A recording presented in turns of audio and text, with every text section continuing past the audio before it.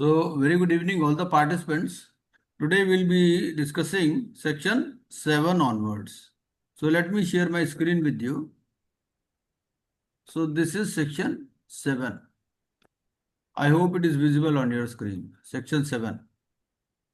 So, in Yes. section 7, what are the various scenarios? Let us see. Because section 7 in CIRP, we have already discussed that three types of persons can file the application: financial creditor, operational creditor, and the corporate debtor itself. But first of all, there has to be a default.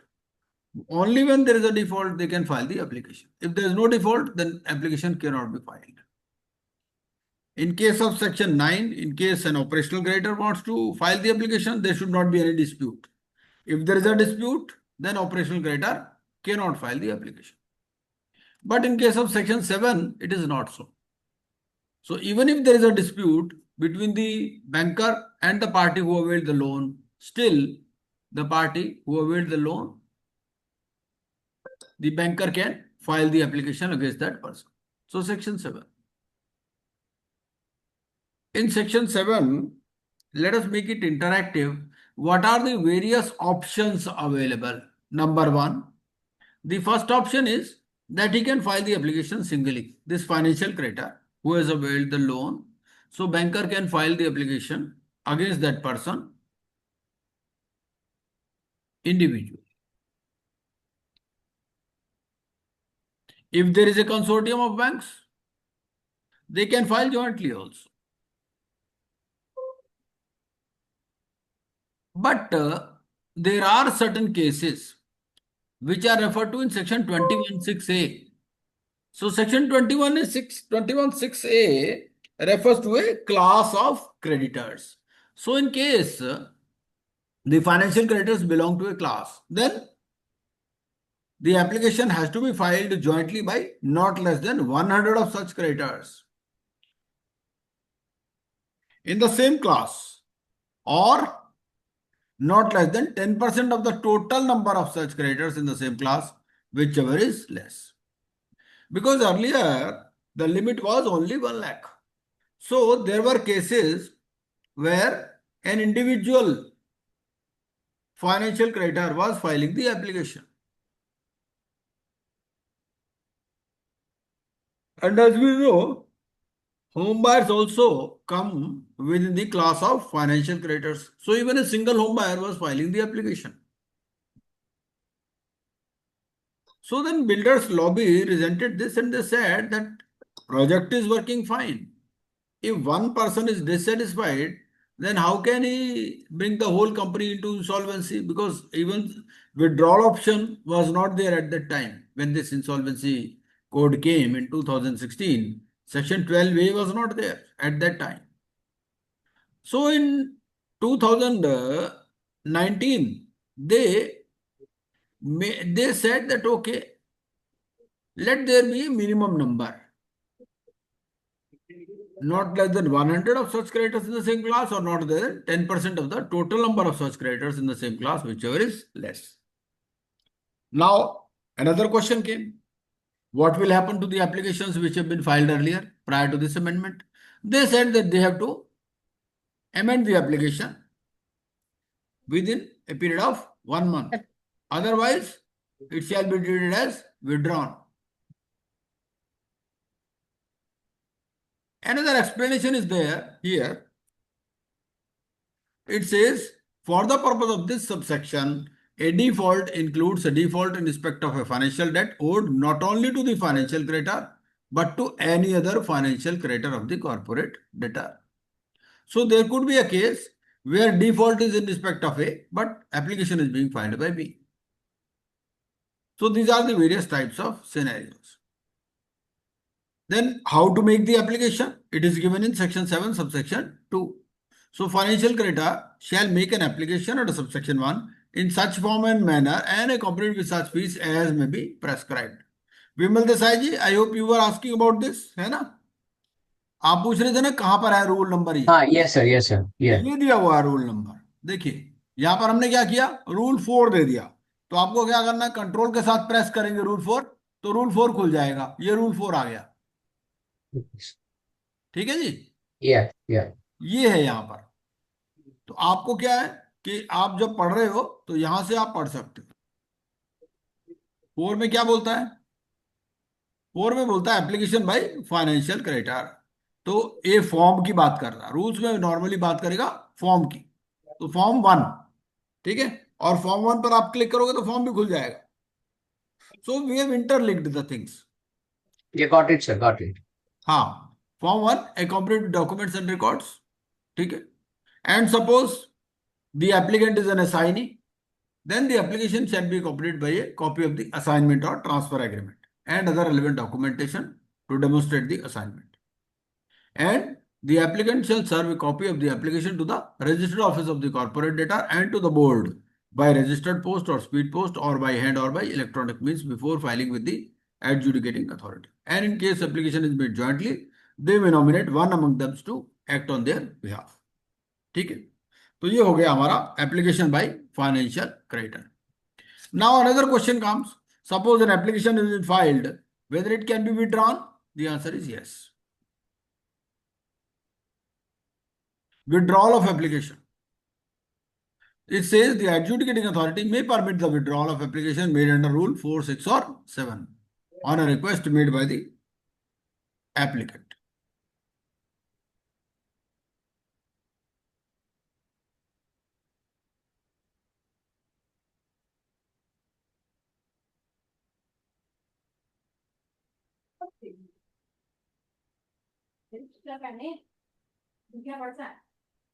चलिए अब दोबारा हम चलते हैं अपना section पर ही।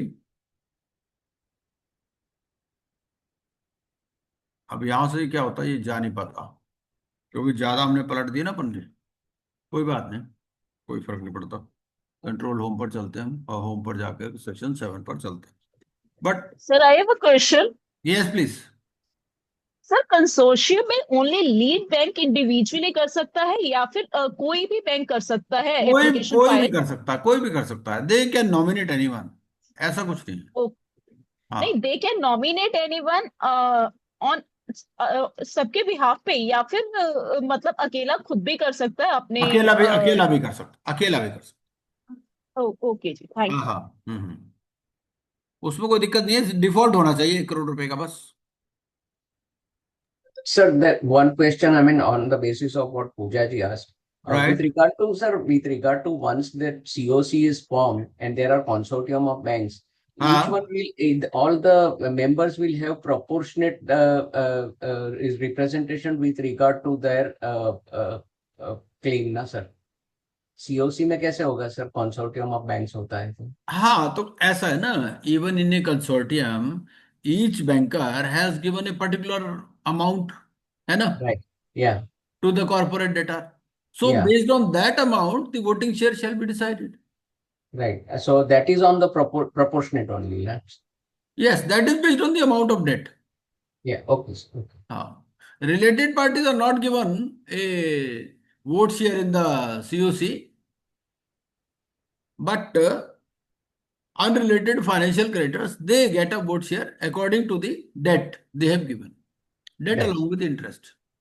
Right. Yes. So section 7. एक-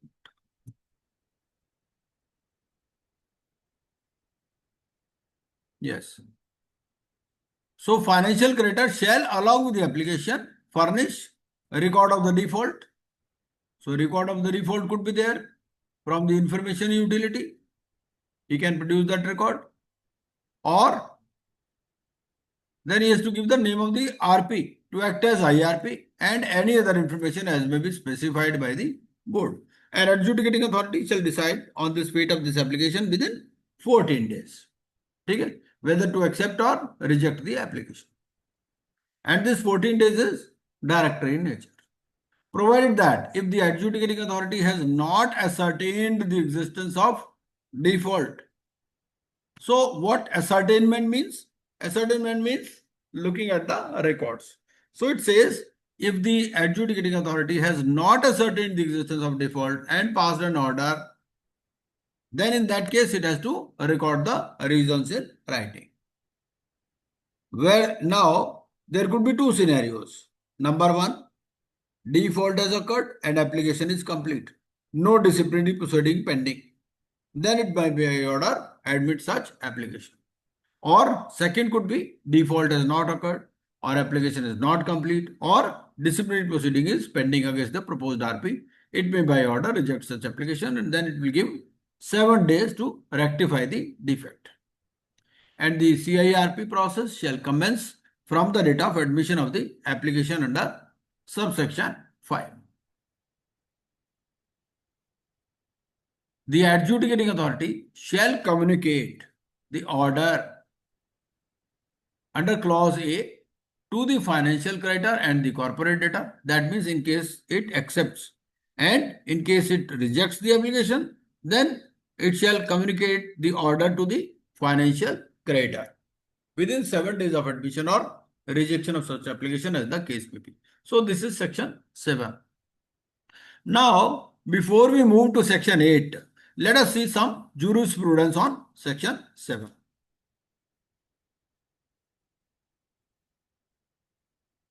So that section-wise jurisprudence, this file also I have already shared with you. I hope now it is visible on your screen. So section 7, what it says?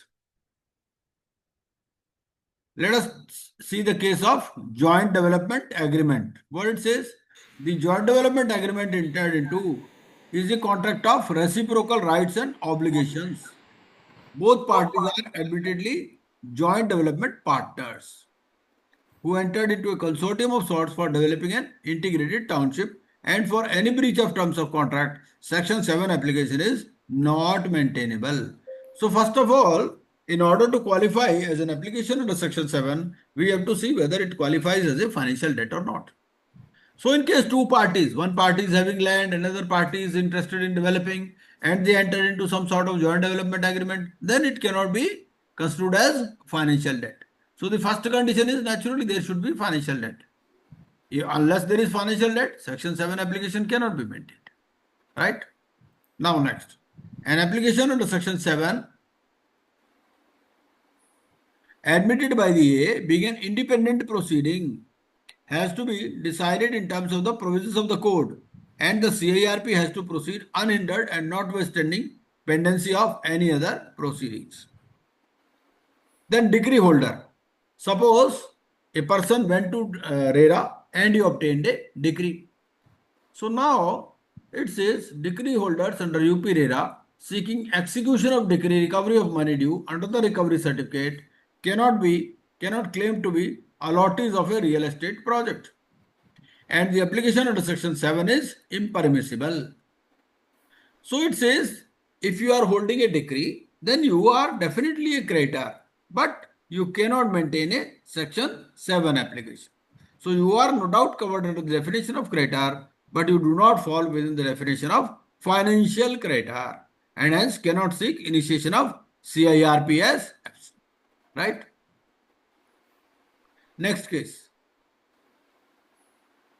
There being a continuous cause of action evident from the books of account of the CD, wherein liability of loan payable to the FC is accepted, the application under section 7 cannot be held to be barred by limitation. And as we know, limitation act is always applicable. So suppose the liability is continuously being accepted, right? It is being accepted from, say, year-to-year basis. Confirmation of balances is being issued. So then, naturally, it cannot be said to be barred by limitation. Right? Now, suppose the CD is an NBFC and it being a financial service provider. So, whether section 7 application can be admitted? The answer is no. So, against an NBFC, because it is a financial service provider, and part 2 does not apply to financial service provider, right? Because it is not covered under the definition of corporate person. Okay. Next is A exceeded its jurisdiction while directing that all FCs should submit information of default of CDs from the IU while filing application under section 7. So in one case, what happened? that the adjudicating authority said that you have to mandatorily file the information of default from the IU. But High Court said that it is not necessary. There are other means also of establishing the debt. You may establish your debt by producing record of default from the IU or some other records like loan agreement, etc. Okay?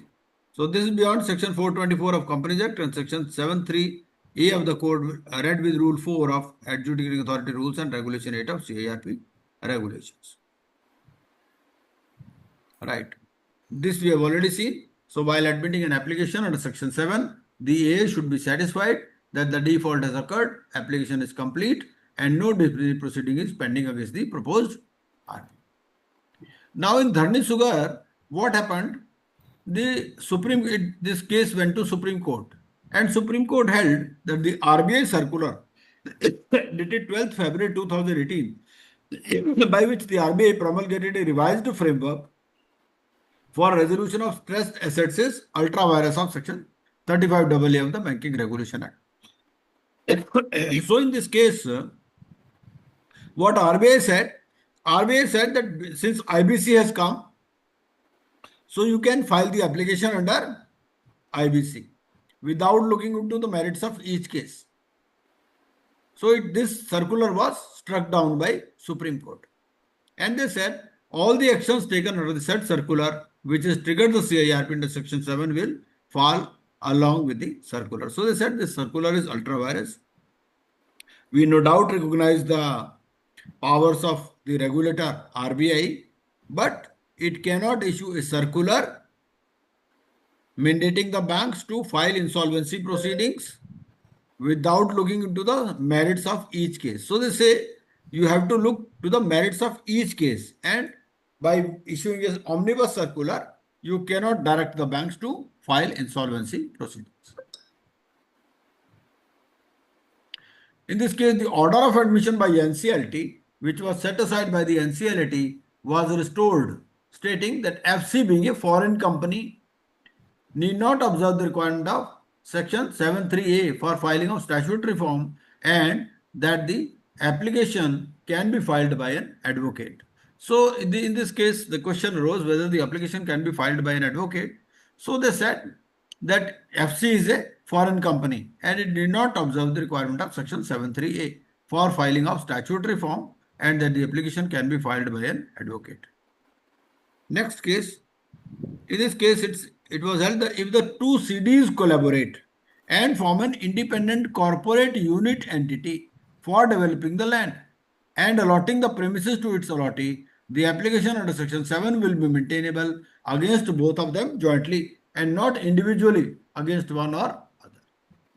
So in this case, sometimes what happens is that companies also form a special purpose vehicle. So in this case, two CDs collaborated and they formed an independent corporate unit entity for developing the land and allotting the premises. So they said that application can be maintained against both of them jointly and not individually, right? In this case, Surindra Trading Company, it was held that the time limit of 7 days, because what we have read in section 7, that in case there is any defect in the application, then that defect can be rectified within a period of 7 days. So it says that the time limit of 7 days for removal of defects is directory and not mandatory. Okay. Now another case, this 7 days for rectification of defect is to be counted not from the date of the order passed by the AA, but from the date of receipt of such notice from the AA to rectify the defects in the application, right? So how this 7 days shall be reckoned? So it shall be reckoned from the, not from the date of the order passed by the AA, but from the date of receipt of such notice from the AA to rectify the defects. Okay? Further, the holidays such as Saturday, Sunday and other holidays of the AA are to be excluded, right?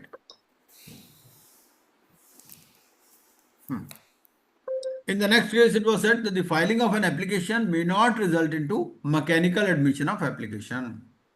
The AA, in exercise of judicial discretion, needs to deal with such application in accordance with law and based upon facts, evidence and circumstances placed before it. The A is certainly required to extend hearing and reasonable opportunity to the company to explain as to why such an application should not be entertained. Right? Now next case. The scheme of section 7 stands in contrast with the scheme under section 8. So they said that section 7 and section 8, 9 are not same. So they say the scheme of section 7 stands in contrast with the scheme under section 8, where an OC is, on the occurrence of a default, to first deliver a demand notice of the unpaid debt to the operational debtor in the manner provided in section 8.1 of the code. But here in section 7 application, there is no such requirement. Next case, a perusal of form 1, because form 1 is required to be filed. So it says a perusal of form 1 prescribed under A rules would reveal that there is no requirement specified in any part of the pro forma with regard to power of attorney. It does not, however, lead to the conclusion that there is no requirement of filing a power of attorney. But then it is a different matter and would not be hit by the defect in the pro forma. It is not that every defect is hit by section 7 subsection 2 of the code.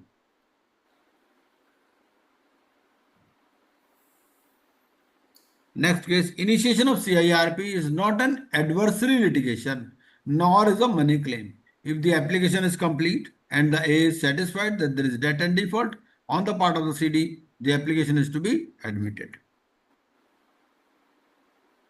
Next case, application to section 7 is not a recovery proceeding or a proceeding for determination of claim on merit, which can be decided only by a court of competent jurisdiction. Application under section 7 or 9 or 10 being not money claim or suit and not being an adversarial litigation, the A is only required to be satisfied that there is a debt and default has occurred. Okay. Next case, in the application filed for commencement of CIRP, the A is not required to get into the merits of a foreign decree because the A under the code doesn't have the powers of a civil court. The A being not a court of law, and as the A does not decide a money claim or suit, it cannot exercise any of the powers vested under section 3 or 4 of the Usurious Loans Act. Next case. When the NCLT receives an application under section 7, it must afford a reasonable opportunity of hearing to the CD as section 424 of the Companies Act mandates it to ascertain the existence of default as claimed by the FC in the application. Next case. Section 7 application is an independent proceeding and must run its entire course, which has nothing to do with the pendency of winding up proceedings before the High Court. Next. Once the application under section 7 of the code, which was the basic edifice for order of admission, was dismissed and proceedings emanating therefrom and consequential thereto were closed, the incidental and ancillary applications will not survive for further consideration. Next case. The A directed the CD to provide information about the allottees of the project to the respondent for meeting the threshold criteria to initiate the class action. While dismissing the appeal, the NCLAT observed that no legal right vested in the CD has been infringed by such direction and no prejudice can be claimed by the CD on account of providing such information. It directed the CD to display the information about the allottees with full particulars on its website within 2 weeks. Next. The allottees. The term allotment under second proviso to section 7 means allotment in the sense of document booking as mentioned in section 11(1)(b) of the RERA Act. A person to whom allotment of the plot, apartment or a building has been made is an allottee. The allottee would also include a person who acquires the allotment through sale, transfer or otherwise. What is required is allotment qua apartments and not promised flats as per a brochure. The default under section 7 need not be qua the applicant or applicants. Any number of applicants without any amount being due to them could move an application under section 7 if they are financial creditors and there is a default. Even if such default is owed to none of the applicants but to any other FC. ठीक है, वो explanation में भी यही लिखा हुआ. Next, it does not matter whether a person has one or more allotments in his name or in the name of his family members, as long as they are independent allotments made to him or his family members, all of them would qualify as separate allottees. ठीक है. Lakshmipad Surana. An action under section 7 could be legitimately invoked against a corporate guarantor concerning guarantee offered by it in respect of a loan on account of the principal borrower who had committed default and is not a corporate person. So there could be a case where the principal borrower is not a corporate person, but the guarantor is a corporate person. So in that case, proceedings can go on against the guarantor. ठीक है. Next case. Purely contractual disputes cannot be decided by the AA under section 7 of the code in a summary proceeding.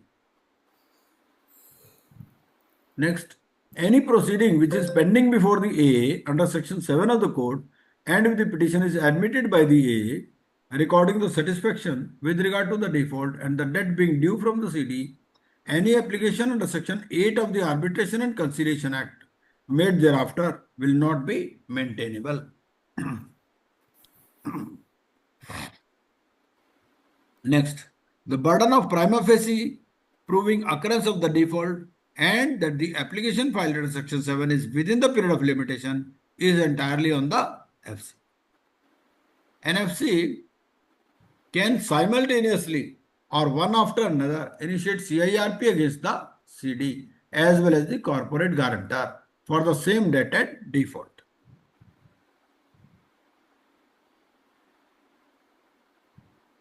Next, the A is empowered only to verify whether a default has occurred or not. Based upon its decision, the A must then either admit or reject an application. So these are the only two courses of action which are open to the AA in accordance with section 7 subsection 5. The AA cannot compel a party to the proceedings before it to settle a dispute. Next case, application under section 7 of the code is not akin to a plaint in a civil suit.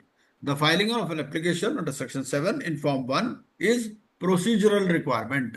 The requirement in procedural route was not to read in a manner which may preclude an affected party from bringing other materials on record to bring home his point. Next, threshold limit of 1 crore will be applicable for applications filed under section 7, 9 or 7 or 9 on or after 24th March, even if the debt is of a date earlier than 24th March.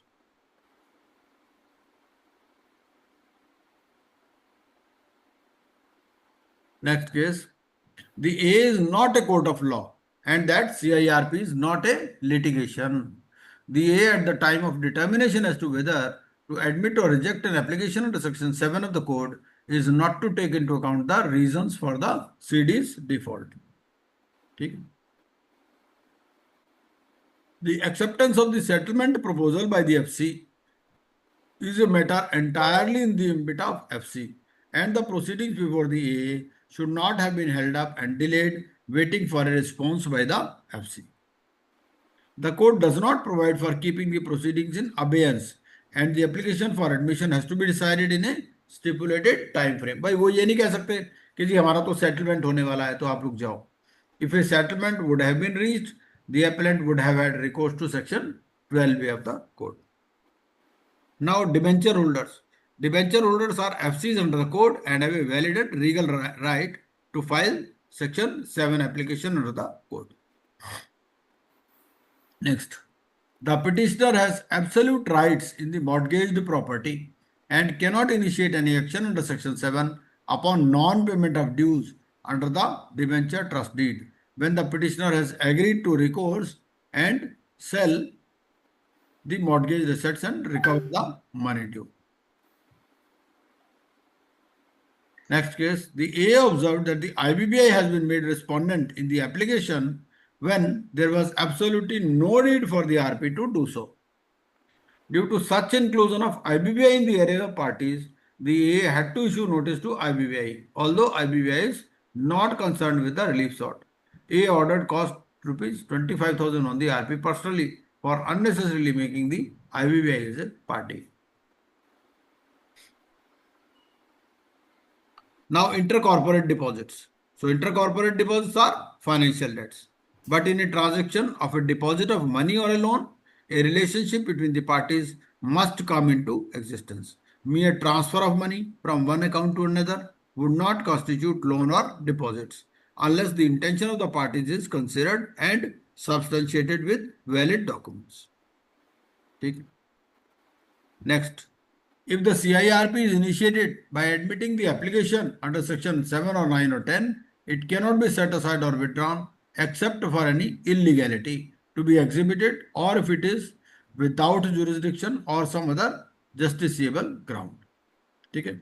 Just because a promoter desires to pay all dues, including the default amount, cannot be a ground to set aside the CIRP. ठीक है, तो ये section 7 पर हमारी jurisprudence थी। अब section 8 देखते हैं। सेक्शन 8 क्या कहता है? ये हमारा section 8। Section 8 and section 9 have to be read together, दोनों को इकट्ठे पढ़ना। सेक्शन 8 क्या बोलता है? सेक्शन 8 बोलता है insolvency resolution bye operational creditor. ठीक है, एन ऑपरेशनल क्रेडिटर में on the occurrence of a default deliver a demand notice of unpaid operational debt or copy of an invoice demanding payment of the amount involved in the default to the corporate debtor in such form and manner as may be prescribed। ठीक है, तो जब default हो गया तो ये नहीं कि फौरन आपको एप्लीकेशन फाइल कर देनी है, नहीं, पहले आपको डिमांड नोटिस देना है ऑफ अनपेड ऑपरेशनल डेट और copy of N invoice demanding payment. ठीक है, और इसके लिए कहता है कि आपको रूल 5 फॉलो करना है। अब रूल 5 क्या बोलता है? रूल 5 देखिए हमारा क्या बोलता है। ये हमारा रूल 5 रूल कहता है कि demand notice may be delivered to the corporate debtor at the registered office, ठीक है, या इलेक्ट्रॉनिक मेल पे, and copy of demand notice और invoice demanding payment shall also be filed with an information utility। ठीक है, operational creditor application file करेगा form 5 में।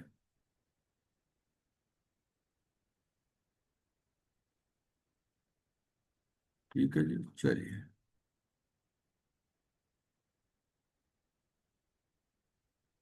The corporate debtor shall within a period of 10 days, इसने demand notice दे दिया। ठीक है, डिमांड नोटिस के 10 दिन के अंदर उसको रिवर्ट करना सीडी को। ठीक है, the corporate debtor shall within period of 10 days of the receipt of demand notice और copy of invoice bring to the notice of the operational creditor. वो क्या कहेगा? पहला कि भाई हमारे बीच में तो डिस्प्यूट है ना, existence of a dispute if any, और record of pendency of the suit और arbitration proceedings filed before the receipt of such notice और invoice in relation to such dispute. ठीक है, लेकिन ये डिस्प्यूट कब होना चाहिए? नोटिस मिलने से पहले होना चाहिए। ये नहीं कि नोटिस मिला उसके बाद में आपने डिस्प्यूट रेज कर दिया, नहीं, उससे पहले होना चाहिए। ठीक है, या तो डिस्प्यूट होगा या कोई हमारा सूट या आर्बिट्रेशन प्रोसीडिंग चल रहा होगा तो उसकी रिकॉर्ड दिखा देगा। ठीक है, या फिर कह देगा भाई हमारा ये डेट तो पेमेंट हो चुका है ना, payment of unpaid operational debt by sending an attested copy of the record of electronic transfer of the unpaid amount from the bank account of the CD or by sending an attested copy of record that the operational creditor has encashed a check issued by the corporate debtor। ठीक है, for the purpose of this section a demand notice means a notice served by an operational creditor to the corporate debtor demanding payment of the operational debt in respect of which the default has occurred। ठीक है, तो demand notice किसका देना है? वो उसी operational date का देना है जिसमें डिफॉल्ट हुआ है। ठीक है, अब एक सवाल आपके लिए कि जैसे मान लीजिए डिफॉल्ट हो गया तो डिफॉल्ट होने के कितने दिन के अंदर नोटिस देना है, ऐसा कोई पीरियड है क्या? भाई नोटिस जब मिल गया सीडी को, तब तो वो 10 दिन में रिवर्ट करेगा, ठीक है। लेकिन डिफॉल्ट हो गया, तो डिफॉल्ट होने के कितने दिन के अंदर उसको नोटिस देना है? कुछ है ऐसा पीरियड क्या, या नहीं?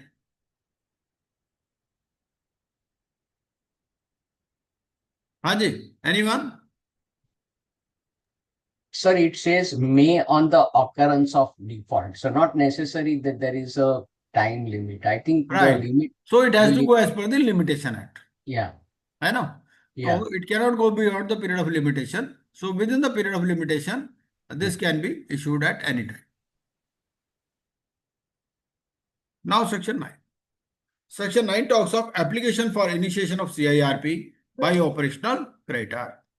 Now 10 days has expired. ठीक है, नोटिस दिया, 10 दिन के अंदर कोई जवाब नहीं आया। After the expiry of the period of 10 days, कब 10 डेज कब से काउंट करने हैं? From the date of delivery of notice और invoice demanding payment. If the operational creditor does not receive payment, ना तो पेमेंट मिली, ये ना ही कोई बोला कि भाई डिस्प्यूट है, or notice of dispute under subsection 2 of section 8, the operational creditor may file an application before the adjudicating authority for initiating a CIRP process। ठीक है, तो ये एप्लीकेशन फाइल कर सकते हैं। और एप्लीकेशन किस फॉर्म में फाइल करनी है, वो आपके लिए ये दिया हुआ है, रूल 6, 8 और 10। ठीक है, फॉर्म 5 है, अलॉन्ग विद फीस ऑफ, कितनी है फीस? 2000 रुपीज है।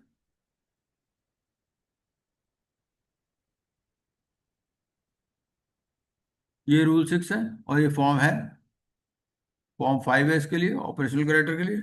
और फीस कितनी है? फीस यहाँ देख लीजिए, लास्ट में लिखी हुई है शेड्यूल में, कि फीस ऑपरेशनल कैरेक्टर की कितनी है और फाइनेंशियल कैरेक्टर की कितनी है। फाइनेंशियल कैरेक्टर कॉर्पोरेट डायरेक्टर की 25,000 रुपये है, और ऑपरेशनल कैरेक्टर की 2,000। ठीक है, ये फॉर्म भी दिया हुआ है।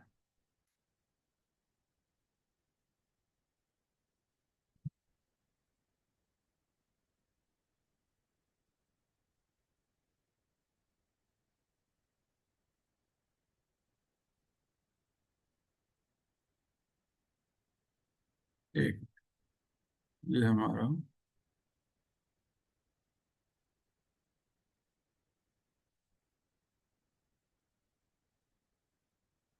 सेक्शन 8 पढ़ते हैं हम लोग ना, तो सेक्शन 9 ये हो गया।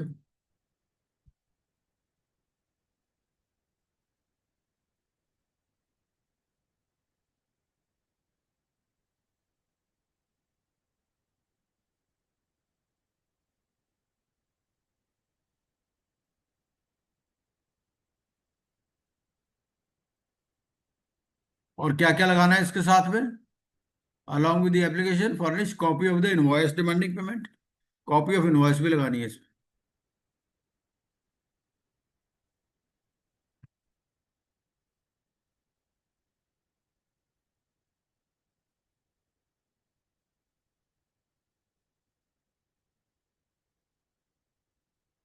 एफिडेविट, एफिडेविट भी लगाना है कि भाई सीडी ने मुझे कोई नोटिस नहीं दिया है रिगार्डिंग डिस्प्यूट। ठीक है, ऐसा भी हो सकता है ना, कि मान लीजिए सीडी ने कहा डिस्प्यूट एग्जिस्ट करता है, ये फिर भी एप्लीकेशन लगा दे, है ना? अगर ये एप्लीकेशन लगाएगा तो फिर पेनल्टी प्रोविजन से। ठीक है, इसलिए इसको एफिडेविट देना है कि no notice has been given by the corporate debtor relating to dispute. फिर copy of certificate from the financial institution that is no payment of the unpaid operational debt if available. ये पहले if available नहीं word लिखा हुआ था, but ये होता है कि भाई बैंकर कहते हैं भाई हम कैसे सर्टिफिकेट दे दें कि पेमेंट मिली कि नहीं मिली, हो सकता आपके तो 36 अकाउंट है, हमें क्या पता पेमेंट मिली कि नहीं मिली। तो उन्होंने कहा अगर अवेलेबल है तो लगा दो, नहीं तो कोई बात नहीं। A copy of any record with the information utility confirming that there is no payment of an unpaid operational debt by the corporate debtor if available। ठीक है, any other proof confirming that there is no payment of an unpaid operational debt by the corporate debtor or such other information as may be prescribed। ठीक है, और आपके लिए optional है कि you may propose a RP to act as IRP. और adjudicating authority के पास वही 14 दिन का पीरियड है एडजुडिकेटिंग अथॉरिटी क्या देखेगी? अगर एप्लीकेशन कंप्लीट है, पेमेंट नहीं हुआ, इनवॉइस डिलीवर हो गया, ठीक है, कोई डिस्प्यूट का नोटिस नहीं आया, ठीक है, या there is no record of dispute in the information utility, no disciplinary proceeding against any RP, ठीक है, तो एप्लीकेशन एक्सेप्ट कर लेंगे। और क्या होगा? दूसरे केस में रिजेक्ट कर देंगे एप्लीकेशन। कब? अगर एप्लीकेशन इनकम्प्लीट है, या पेमेंट हो गया, ठीक है, या इसने डिमांड नोटिस ही नहीं दिया, या notice of dispute has been received, या डिसिप्लिनरी प्रोसीडिंग पेंडिंग है, ठीक है। और अगर कोई डिफेक्ट है तो उसके लिए 7 days का पीरियड देंगे टू रेक्टिफाई दैट डिफेक्ट, ठीक है। And the CIRP process shall commence from the date of admission of the application, ठीक है। तो ये सेक्शन 9 हो गया हमारा। अब सेक्शन 9 की एक बार थोड़ी सी जूरिस्प्रूडेंस देख लेते हैं, तो थोड़ा सा और क्लैरिटी आ जाएगी कि सेक्शन किस क्या क्या इश्यूज इसमें आ सकते हैं सेक्शन 9 में। तो 8 और 9 को हम इकट्ठे ही पढ़ लेते हैं, क्या बोलते हैं?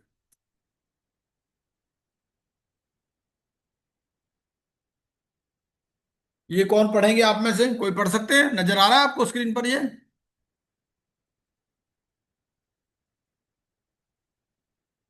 हाँ जी, आप में से कोई? Yes. हाँ, पढ़िए जयेश जी। Yes.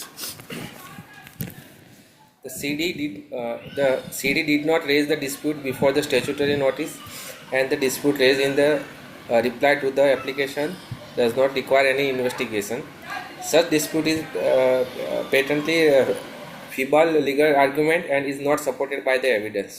हाँ, तो कई बार क्या होता है कि स्टैट्यूटरी नोटिस जब दिया उससे पहले कोई डिस्प्यूट नहीं था, है ना, और बाद में ऐसे कोई झूठ मूठ का डिस्प्यूट रेज कर दिया, तो वो कहता है कि भाई अगर कोई वैसे ही हल्का फुल्का आर्गुमेंट है, पेटेंटली फीबल लीगल आर्गुमेंट है, और कोई एविडेंस नहीं है, तो फिर उस केस में क्या करेंगे? एप्लीकेशन एक्सेप्ट कर लेंगे, फिर कोई डिस्प्यूट नहीं माना जाएगा, है ना। Next. A dispute must truly exist in facts and should not be spurious and hypothetical and illusory. हाँ, ठीक है, तो डिस्प्यूट को देखना है कि रियल डिस्प्यूट होना चाहिए। Next. The expression existence of a dispute, if any, infers that the dispute shall not only be limited to instances specified in the definition as provided under section 5 subsection 6 of the code, as it has firearms apart from pending suit or arbitration. हाँ, तो देखिए जो section 5 sub section 6 है उसमें तो लिखा हुआ है ना, breach of representation of warranty, existence of the amount of debt वगैरह वगैरह, है ना। वो कहता है उससे और भी रीजंस हो सकते हैं, ठीक है। Next. The moment there is a pre-existence of a dispute, the operational creditor get out of the clutches of the code. हाँ, तो अगर डिस्प्यूट एग्जिस्ट करता है तो फिर एप्लीकेशन मेंटेन नहीं होगी, एप्लीकेशन एक्सेप्ट नहीं होगी। Next. The expression and operational creditor may not occurrence of a default deliver a demand notice under section 8 of the code must be read as including as an operational creditor, authorized agent and lawyer as has been fleshed out in the form 3 and 5 appended to the AA rules. हाँ, तो वही कहता है कि demand notice कौन देगा? Demand notice ओसी को देना है तो ओसी का कोई ऑथराइज रिप्रेजेंटेटिव या लॉयर भी दे सकता है, ठीक है। Next.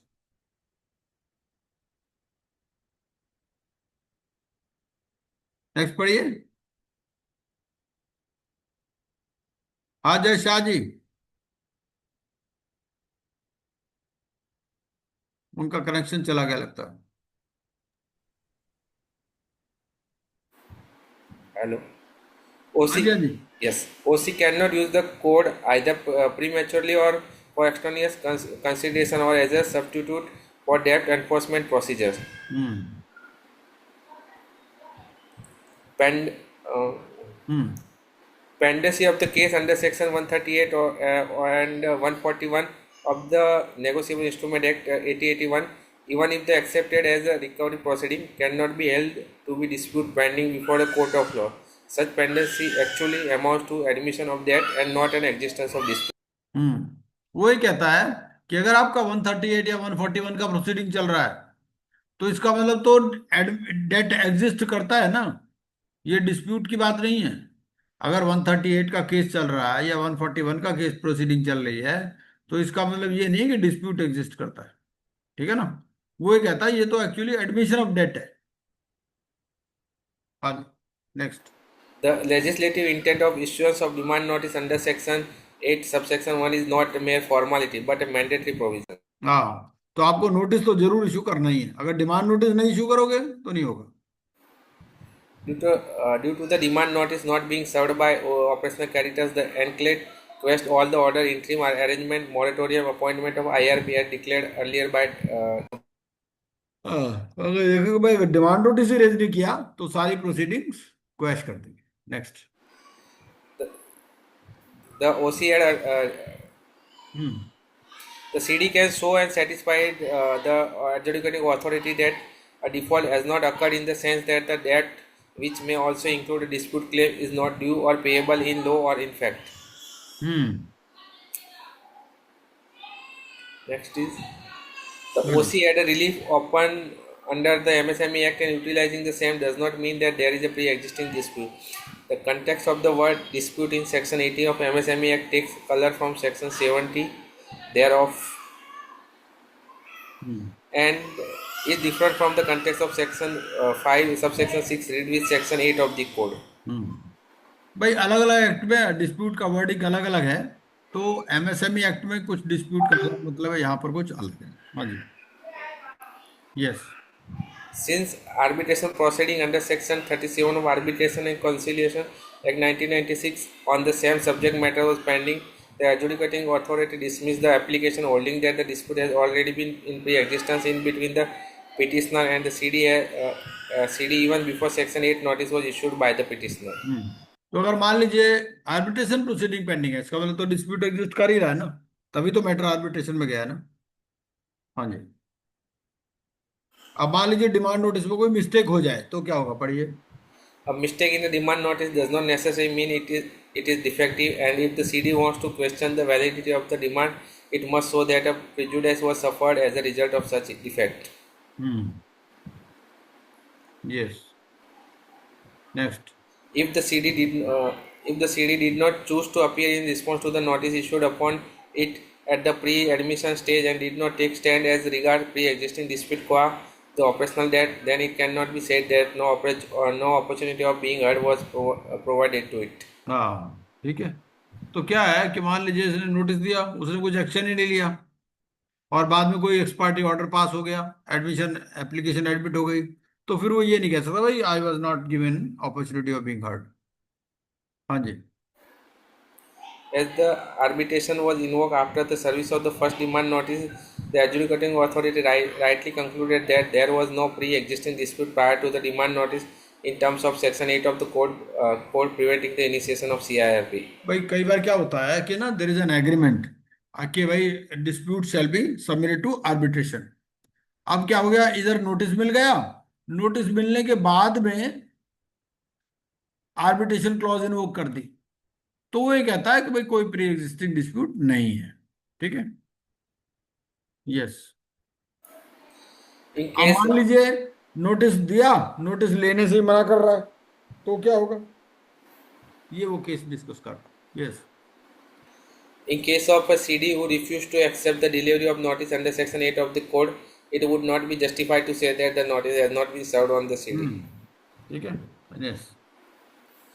Mere fact that reply to notice under Section 8 subsection 1 having not been given within 10 days or no reply to demand notice having been filed by the CD does not preclude the CD to bring relevant material before the adjudicating authority to establish that there are pre-existing dispute which may lead to the rejection of the Section 9 application. अगर ऐसा हो सकता है कि वो 10 दिन में जवाब नहीं दे पाया किसी वजह से, तो वो एडजुडिकेटिंग अथॉरिटी के सामने भी मटेरियल पेश कर सकता है कि भाई yes there is a dispute. Yes. An operational creditor can issue notice in relation to an operational debt either through a demand notice or an invoice.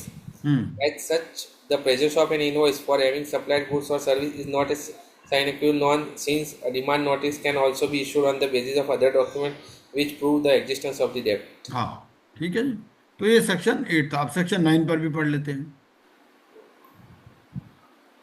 Section 9 में Yes. जूरिस्प्रूडेंस थोड़ी देख लेते हैं, उससे ना थोड़ा सा आइडिया और डेवलप हो जाता है। हाँ जी। अब देखो, जैसे सेक्शन 8 में हमने डिफरेंट सिचुएशंस देखी, है ना। इसी तरह से वो एग्जाम में भी कुछ सिचुएशन पूछ सकता है। ये section 9। Except the CD, no other party has the right to intervene at the stage of admission of an application under Section 7 or 9 of the Code. Yes. The adjudicating authority is empowered to restore the name of the company and all other persons in their respective position for the purpose of initiation of CIRP under Section 7 and 9 of the Code based on the application be filed by an financial creditor or operational creditor or workman within 20 years from the date the name of the company is struck off under subsection 5 of Section 248 of the Companies Act 2023.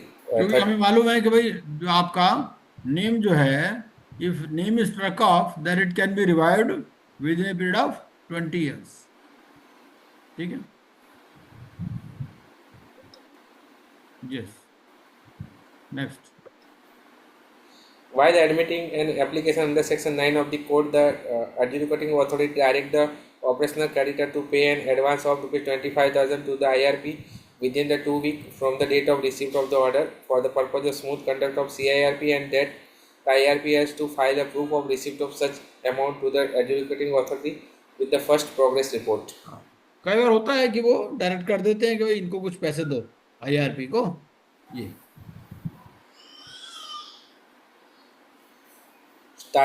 Starting of CIRP against a functional company is a serious matter and parties cannot be allowed to lay hide and seek. A cost of Rs 5 lakh was imposed on the operational creditors. हाँ, कई बार क्या होता है, झूठी मूठी application ऐसे ही file कर दो तो कॉस्ट भी लगा देती है adjudicating.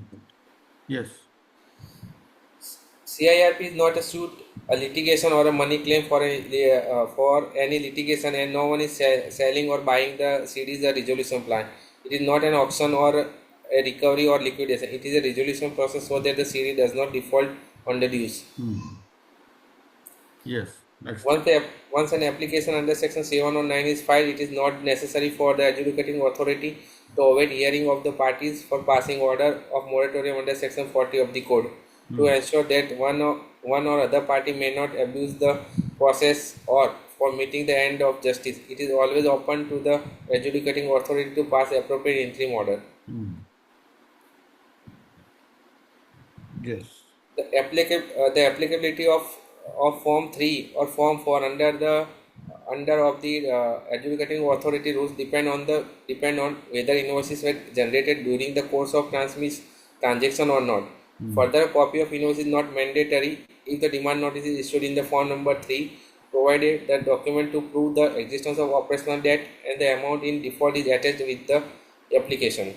Also, a submission of copy of the invoice along with the application in Form 5 is not a mandatory requirement if demand notice is delivered in the Form 3 and the document to prove the existence of operational debt and the amount in default is attached with the application. Yes. Next. Unless the decree of a foreign court and decretal amount is adjudicating upon by civil court as a legally payable claim, the same would not constitute a debt in the hands of the operational creditor, and unless the debt is crystallized and the payable in the law, the issue of default would not be attracted. Yes. A copy of certificate required under Section 9, subsection 3, subclause C of the Code from the financial institution maintaining account of the OC confirming that there is no payment of an unpaid operational debt by the CD is certainly not a condition precedent to triggering the insolvency process under the code. अब तो वैसे भी लगा दिया, उसमें लिख दिया if available, अगर है सर्टिफिकेट तो लगा दो, नहीं तो कोई बात। Yes. The definition of the word dispute is not exhaustive but is in fact illustrative. In other words, a CD is not left with the only option of showing the existence of dispute by way of pending suit, arbitration, or to show the breach of representation or warranty. The CD would be well within its right to show that goods and services were not supplied at all, or the supply was far from the satisfactory in case of demand raised by an OC. Hence, the CD would be well within its right to reject the demand on any sustainable ground. It would therefore depend on the fact and circumstances of each case. Yes. In view of Rule 8 of Adjudicating Authority rules, it was open to the OC to withdraw the application under Section 9 before its admission. But once it was admitted, it cannot be withdrawn even by the operational creditor, as other creditors are entitled to raise the claim pursuant to public announcement under Section 50, read with Section 80 of the Code. The operational debt under the code is a claim in respect of the provision of goods or service, including dues on account of employment, or debt in respect of repayment of dues arising under the any law for the time being in force and payable to the central, state government, local authority. Hence, it is confined to four categories like goods, service, employment, and the government dues. Since the operational creditor has not submitted the information as required for admission of application under Section 9 before the adjudicating authority, and in absence of non-supply of requisite information in terms of Rule 5 of the adjudicating authority rules, the application cannot be treated as an application under Section 9 for the initiation of CIRP against the CD. A dispute could be proved by showing that the suit has been filed or arbitration is pending. Now, देखो अगर suit file हो गया या arbitration pending है तो इसका मतलब तो डिस्प्यूट है ही ना. The operational creditor has no account in India, and it was not possible to produce a certificate from any bank in India in terms of definition of financial institution is Section 3 subsection 40 of the code. The adjudicating authority observed that this interpretation will render the provision of the code onerous, and the purpose of the object of the legislation would be defeated. अब तो हटा ही दिया, खैर अब तो if available डाल दिया.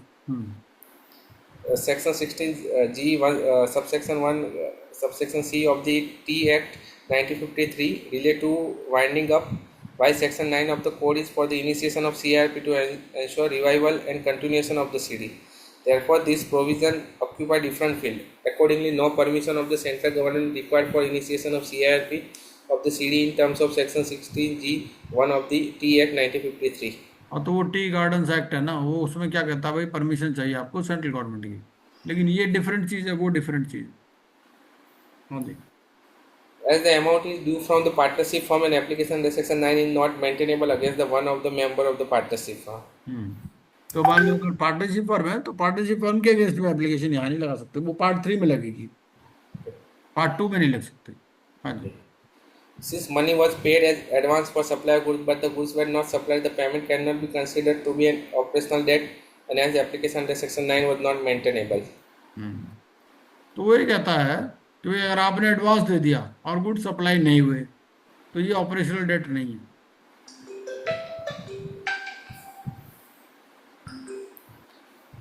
Proceeding under Section 138 of the Negotiable Instrument Act 1881 as well as Order 37 of the Code of Civil Procedure 1908 will not be prohibited an application under Section 9 of the Code. तो अगर 138 की proceeding चल रही है तो कोई दिक्कत नहीं है, तो सेक्शन 9 की एप्लीकेशन लग सकती है.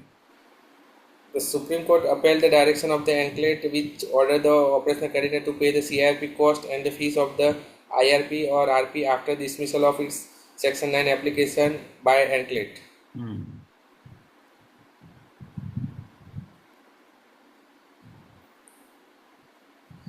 The CD is a healthy company not substantiated by the corresponding balance sheet cannot be sole basis to substantiate that it does not require to go to the CIRP. High turnover with positive net worth may reflect a good fund flow, but it does not substantiate a good cash flow.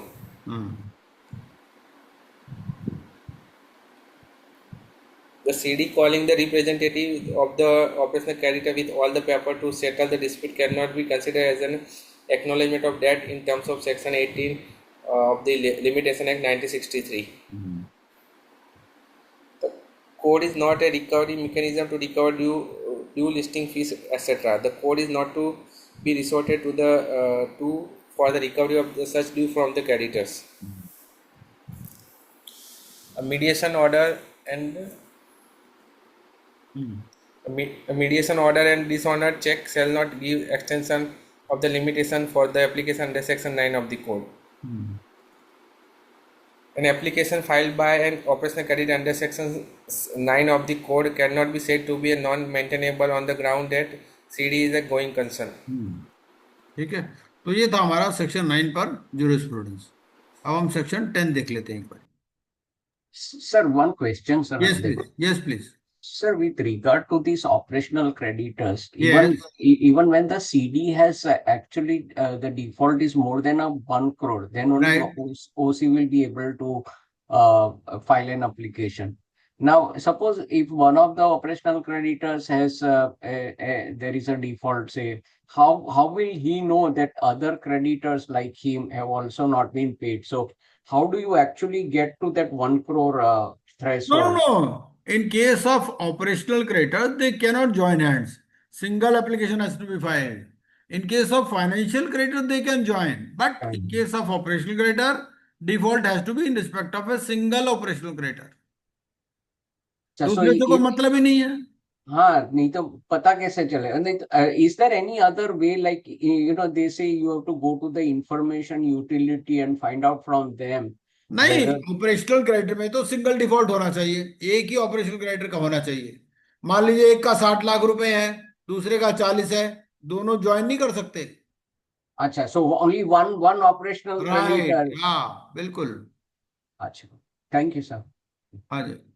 और ऐसा भी नहीं हो सकता कि एक अपना date दूसरे को असाइन कर दे, तब भी नहीं होगा। ऑपरेशनल क्रेडिटर में अलाउड नहीं है वो। केस लॉ भी है उस पर। ओके। हाँ जी, section 10, initiation of CIRP by the corporate applicant. एक पढ़िए जरा सेक्शन 10 एक बारी।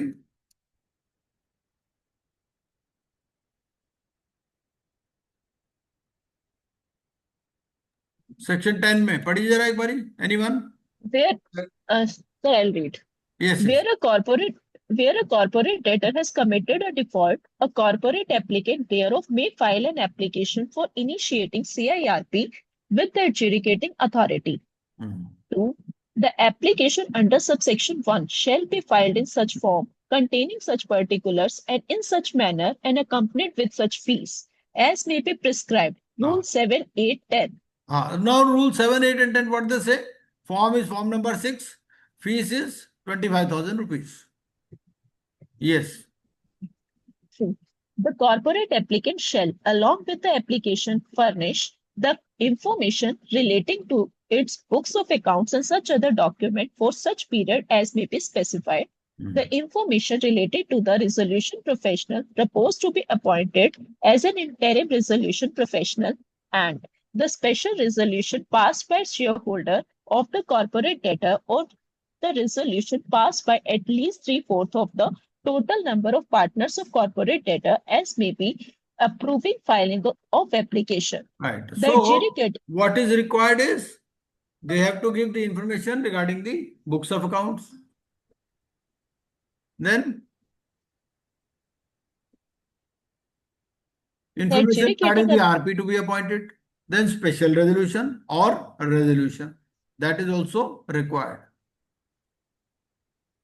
Yes, please. the adjudicating authority shall, within a period of 14 days of the receipt of Of the application. the application by an order, admit the application if it is complete, reject the application if it is incomplete, provided that the adjudicating authority shall, before rejecting an application, give a notice to the applicant to rectify the defect in his application within 7 days from the date of receipt of such notice from the adjudicating authority. The corporate insolvency resolution process shall commence from the date of admission of the application under subsection 4 of this section. Now, in section 10, what they have written is they say that information relating to its books of accounts and such other documents for such period as may be specified. Now, the point is for what period this books of account and records have to be given. Any idea? भाई कितने period की देनी है? इसमें ये बोला इसने कि भाई फॉर सच पीरियड एज में बी स्पेसिफाइड। तो स्पेसिफाइड क्या है इसमें? कितना पीरियड स्पेसिफाइड है?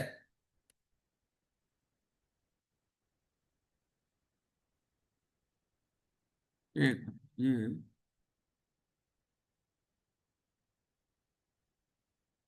रूल 9 क्या बोलता है? रूल 9 बोलता है भाई आप फॉर्म 6 पर जाइए। फॉर्म 2 में आप उससे पहले कंसेंट लीजिए।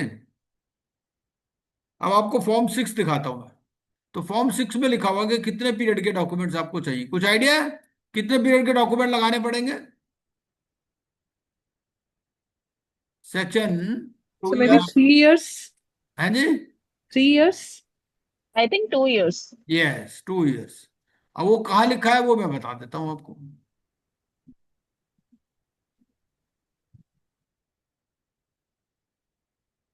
ये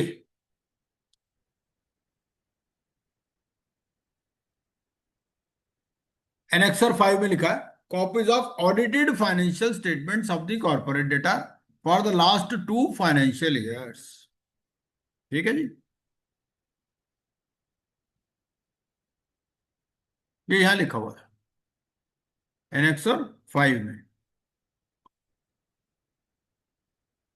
and provisional financial statement for the current financial year made up to date not earlier than 14 days from the date of the application. उसके अलावा ये सारे डॉक्यूमेंट्स लगाने हैं आपको फॉर्म 6 की एप्लीकेशन के साथ। Statement of affairs made up to date not earlier than 14 days from the date of application.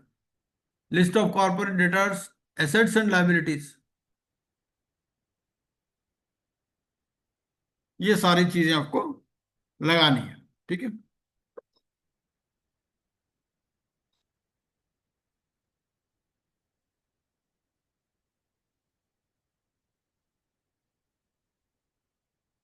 चलिए। तो सेक्शन 10 भी हो गया हमारा। अब हम चलते हैं सेक्शन 11 पर। सेक्शन 10A है और सेक्शन 10A के बाद में सेक्शन 11 है। तो सेक्शन 10A पहले देख लेते हैं कि सेक्शन 10A क्या बोलता है। 10A 10A बोलता है suspension of initiation of CIRP। ये कोविड पीरियड में आया था सेक्शन 10A। और सेक्शन 10A क्या बोलता है? ये फाइलिंग की बात करता है। ठीक है, ये कहता है कि not with standing anything contain in section. अब हमने सेक्शन 7, 9, 10 में क्या पढ़ा कि भाई एप्लीकेशन फाइल हो सकती है। वो कहता है 7, 9, 10 में जो मर्जी लिखा हो, अगर कोई डिफॉल्ट अराइज हुआ है ऑन और आफ्टर 24 मार्च 2020, ठीक है, तो no application shall be filed for any default arising on or after 25th March for a period of 6 months or for such further period not exceeding 1 year। तो ये बाद में पीरियड 1 year हो गया था।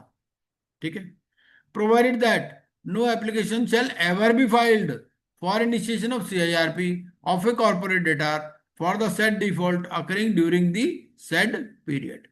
इसमें 2-3 चीजें इंपॉर्टेंट है। पहली बात ये कहता है कि no application shall be filed. ठीक है, तो फाइलिंग की बात कर रहा है ये। दूसरा ये कह रहा है कि अगर इस पीरियड में डिफॉल्ट हुआ तो आपकी कभी भी एप्लीकेशन फाइल नहीं हो सकती। For the removal of doubts it is hereby clarified that the provisions of this section shall not apply to any default committed under the said sections before 25th March. तो अगर लेकिन default आपका 25th मार्च से पहले का है तो application file हो सकती है इवन ड्यूरिंग कोविड पीरियड। ठीक है, नाउ सेक्शन 11। सेक्शन 11 क्या बोलता है? सेक्शन 11 बोलता है persons who are not entitled to make the application. ठीक है, the following person shall not be entitled to make an application. अब इसमें क्या क्या चीजें हो सकती हैं भाई? मान लो कोई पहले से CIRP चल रही है, या प्रीपैक चल रहा, या लिक्विडेशन ऑर्डर चल रहा, या अभी 1 साल नहीं हुआ है ना, तो उन केसेस में you cannot file the application. Basically क्या है कि मान लीजिए एक आदमी का आज ही ऑपरेशन हुआ है तो उसको थोड़ा सा आराम दोगे ना, रेस्टिंग पीरियड दोगे, वही चीज है यहाँ पर। तो वो कहता है कि अगर आपकी CIRP कंप्लीट हुई है तो 12 महीने से पहले दोबारा एप्लीकेशन नहीं लग सकती। ठीक है, अगर पहले से चल रही है CIRP तो नहीं लग सकती, प्रीपैक चल रहा है तो नहीं लग सकती, लिक्विडेशन ऑर्डर हो गया तो नहीं लग सकती। ठीक है, यही सब बातें सेक्शन 11 में लिखी है। क्या कहता है? Persons not entitled to make application. The following persons shall not be entitled to make an application to initiate CIRP। पहला, कॉर्पोरेट डेटर अंडरगोइंग CIRP। एक कॉर्पोरेट डेटर है, उसकी CIRP या प्रीपैक चल रही है, ठीक है। एक आदमी पहले से ही अस्पताल में पड़ा हुआ है ना, तो उसका दूसरा ऑपरेशन थोड़ी कर दोगे आप, पहले वो चीज कंप्लीट होने दो, ठीक है। उसके पहले से ही CIRP चल रही है या प्री पैक चल रहा है। और ए फाइनेंशियल क्रेडिटर और N operational creditor of A corporate debtor undergoing A pre package insolvency resolution process, मतलब ये, क्योंकि pre pack insolvency resolution process की एप्लीकेशन कौन लगा सकता है? Corporate debtor. तो अगर कॉर्पोरेट डेटर ने एप्लीकेशन लगा दी है तो उस केस में फाइनेंशियल क्रेडिटर या ऑपरेशनल क्रेडिटर उस कंपनी की CIRP की एप्लीकेशन नहीं लगा सकते, ये मतलब है, ठीक है। तीसरा, अगर आपकी कंप्लीट हुई है CIRP 12 months preceding the date of making of the application, ठीक है, और a corporate debtor in respect of में resolution plan has been approved, या आपकी कंपनी का रेजोल्यूशन प्लान अप्रूव हो गया है, ठीक है, कब? 12 months preceding the date of making of the application. भाई थोड़ा टाइम तो स्टेबलाइज करने के लिए दोगे ना, ठीक है। या फिर कोई वायोलेशन हुआ है, a corporate debtor or a financial creditor who has violated any of the terms of the resolution plan। अब यहां पर ध्यान देने वाली बात क्या लिखी है? कॉर्पोरेट डेटर या फाइनेंशियल क्रेडिटर या ऑपरेशनल क्रेडिटर ने लिखा, ठीक है। तो अगर कॉर्पोरेट डेटर ने या फाइनेंशियल क्रेडिटर ने वायलेट किया है terms of the resolution plan which was approved 12 months before the date of making of the application, तो उस केस में भी आप एप्लीकेशन नहीं लगा सकते। या फिर अगर आपकी कंपनी का लिक्विडेशन ऑर्डर हो गया है तो इस केस में आप एप्लीकेशन नहीं लगा सकते, ठीक है। और ये कहता है कि nothing in this section shall prevent a corporate debtor refer to in clauses A to D from initiating CIRP against another corporate debtor. भाई ये आदमी अस्पताल में पड़ा हुआ है, इसको आप डिस्टर्ब नहीं कर सकते, लेकिन ये दूसरों को डिस्टर्ब कर सकता है। मतलब ये कि जो जिस कंपनी की CIRP चल रही है वो किसी दूसरी कंपनी की CIRP की एप्लीकेशन लगा सकता है, मान लो उसको भी रिकवर करने कुछ पैसे, ठीक है ना, वो सिचुएशन। अब सेक्शन 11 है, 11 क्या बोलता है? 11 ये बोलता है कि अब ये जो प्री पैक वाला प्रोसेस आया ना, प्री पैक वाला आया था 21 में। अब इसमें पेक्यूलियर सिचुएशन अराइज हो गई, क्योंकि प्री पैक जो है ना कई लोगों को बड़ा अच्छा लगा। प्री पैक में क्या है? एक तो फाइनेंशियल क्रेडिटर या ऑपरेशनल क्रेडिटर एप्लीकेशन नहीं लगा सकता, सिर्फ कॉर्पोरेट डेटर ही एप्लीकेशन लगा सकता है, ठीक है। उसमें मिनिमम अमाउंट प्री पैक में 10 लाख है, लेकिन मैक्सिमम की तो कोई लिमिट है नहीं, है ना। मान लीजिए 2 करोड़ का डिफॉल्ट हो गया, तो अगर कॉर्पोरेट डेटर MSME है तो वो एप्लीकेशन प्री पैक में लगा सकता है। लेकिन अब क्योंकि करोड़ से ज्यादा का डिफॉल्ट है तो फाइनेंशियल क्रेडिटर या ऑपरेशनल क्रेडिटर भी एप्लीकेशन लगा सकते हैं। तो अब ये अगर दोनों एप्लीकेशन लग गई तो कौन सी एप्लीकेशन पहले कंसिडर होगी? इसका जवाब कहां मिलता है? सेक्शन 11A में। तो सेक्शन 11A का जिस्ट ये है बेसिकली कि प्री पैक वाली एप्लीकेशन को इंपॉर्टेंस दी जाएगी। क्यों?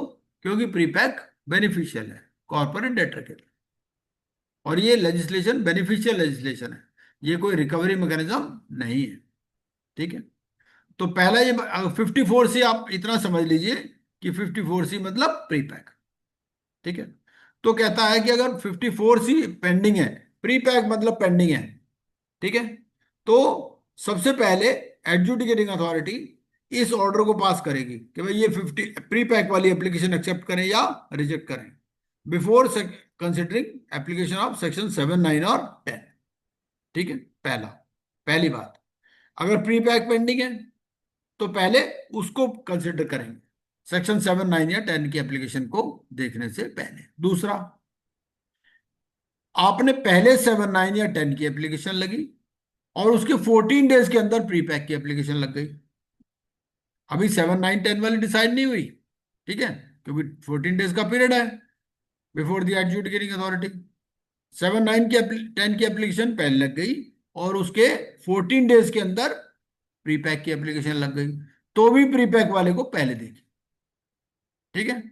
The adjudicating authority shell first dispose of the application under section 54C। तीसरा, अगर मान लीजिए प्री पैक की जो एप्लीकेशन है वो 14 डेज के बाद लगी, ठीक है, पहले 7, 9, 10 की एप्लीकेशन लग गई और उसके 14 डेज के बाद में फिर प्रीपैक की लगी, तो क्या होगा, फिर पहले 7, 9 या 10 की एप्लीकेशन को डिस्पोज ऑफ करेंगे। ठीक है, the provisions of this section shall not apply where an application under section 7, 9 or 10 is filed and pending as on the date of the commencement of insolvency and bankruptcy code amendment act 2021, जिसके वजह से ये आया था prepack process. ठीक है, 29 अप्रैल को एक नोटिफिकेशन इशू हुआ 2021 में कि प्रीपैक प्रोसेस। ठीक है, तो अगर उससे पहले ही 7, 9 या 10 की एप्लीकेशन लग चुकी तो ये अप्लाई नहीं होगा। ये मतलब है सेक्शन 11A का। सेक्शन 12 क्या बोलता है, time limit for completion of CIRP, कि टाइम लिमिट आपकी 180 डेज है। ठीक है, और फिर अगर आपने एक्सटेंड करना है तो वन टाइम एक्सटेंशन हो सकती है, और उसके लिए ये आपका 66% मेजोरिटी से COC की एक रेजोल्यूशन पास होगी। ठीक है, तो वन टाइम एक्सटेंशन हो सकती है, नॉट बियॉन्ड 90 डेज।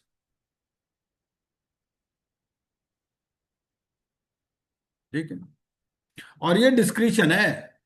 मान लीजिए COC ने ऑर्डर पास कर दिया कि भाई 90 डेज एक्सटेंड कर दो, हो सकता है एडजुडिकेटिंग अथॉरिटी रिफ्यूज कर दे या कह दे भाई 90 डेज नहीं, हम तो 60 डेज अप्रूव करेंगे। लिखा है as it thinks fit but not exceeding 90 days, और एक बार से ज्यादा एक्सटेंशन नहीं मिलेगी। अब इसमें भी क्या होता था, 180 में भी पूरा नहीं होता था, 270 में भी पूरा नहीं होता था, तो उन्होंने एक और प्रोवाइजो लगा दिया। उन्होंने कह दिया कि भाई मैंडेटरीली आपको 330 डेज में कंप्लीट करना।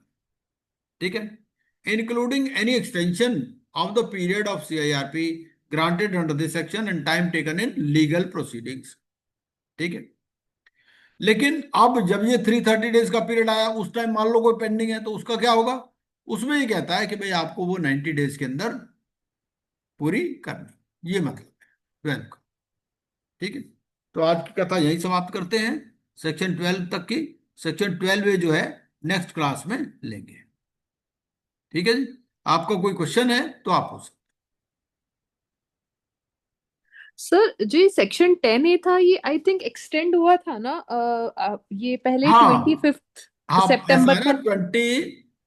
25 मार्च को आया था ना हाँ 2000 जी। को, तो पहले 6 महीने, फिर 3 महीने, फिर 3 महीने, एक साल हुआ था।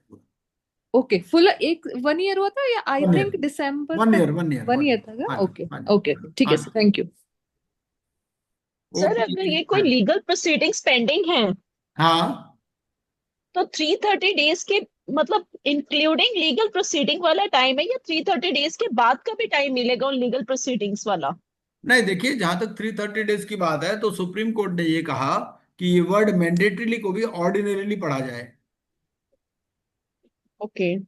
तो अगर आप जस्टिफाई कर पाते हैं कि भाई आप यू आर रीजनेबली स्टॉप्ड, तो उस केस में क्या होगा कि आपको 330 डेज के बाद भी एक्सटेंशन मिल जाएगी।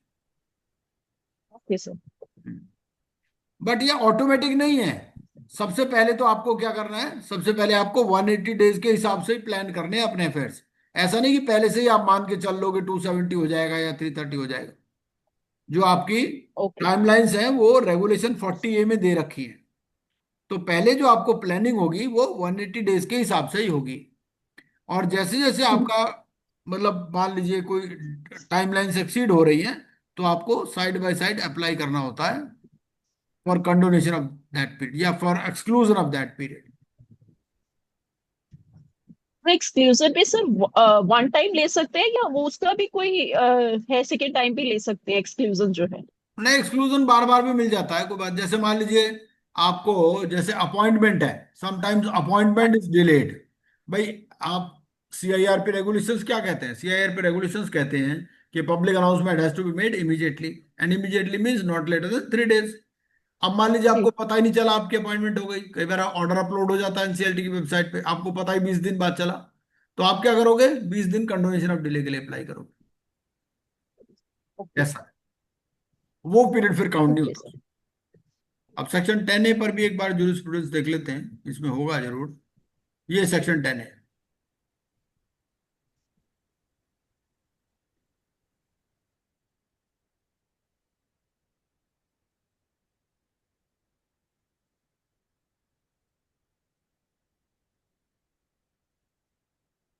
तो एक बार ये देख लीजिएगा सेक्शन 10A पर भी इसमें बहुत सारे जजमेंट्स हैं।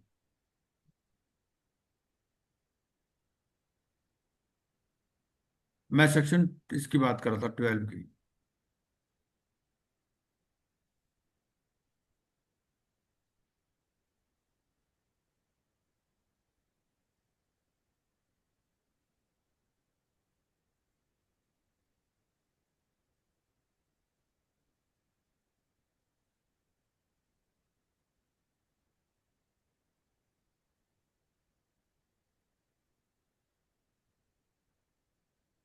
ये देखिए ना, ये वाला वर्ड था committee of creditors of steel. तो उन्होंने ये कहा कि while leaving the provision otherwise intact, the term mandatorily was struck down from second proviso as being manifestly arbitrary। तो उन्होंने ये कहा कि ऑर्डिनरीली पढ़ो इसको, मैंडेटरी।